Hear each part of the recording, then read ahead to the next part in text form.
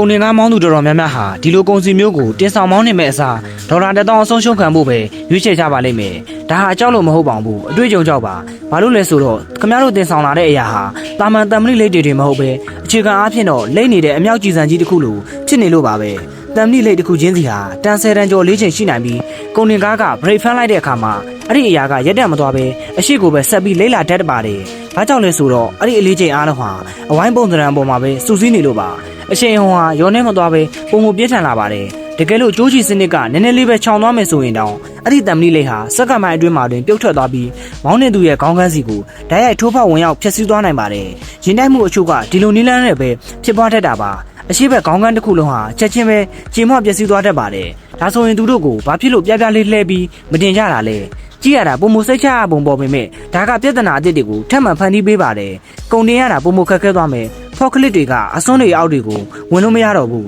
ပျက်စီးမှုတွေရှိလာနိုင်တယ်လို့အလေးချိန်ဖြန့်ကျက်မှုပုံစံလေးပြောင်းလဲသွားပြီးဒီလိုလဲထားရင်တောင်မှသူတို့ကယူလျားနိုင်ပါသေးတယ်ဒါကြောင့်မလို့နောက်ဆုံးမှာတော့ဒါဟာသူတို့ကိုဘယ်လိုနေရာချမလဲဆိုတဲ့အပေါ်မှာပဲမဟုတ်ပဲဘလောက်ထိသေးသေးချာချာချီနှောင်ထားမနိုင်မလဲဆိုတာနဲ့အချိန်ဟုန်ရဲ့သဘောတဘာဝကိုဘလောက်ထိနားလည်ထားတဲ့ဆိုတဲ့အပေါ်မှာပဲမူတည်နေတာဖြစ်ပါတယ်ဒါကြောင့်မလို့လဲအတွေ့အကြုံရှိတဲ့ရင်မောင်းတော်တော်များများဟာဒီလိုအလုပ်မျိုးကိုအပြတ်သက်ညှင်းပယ်ကြရတာပဲဖြစ်ပါတယ်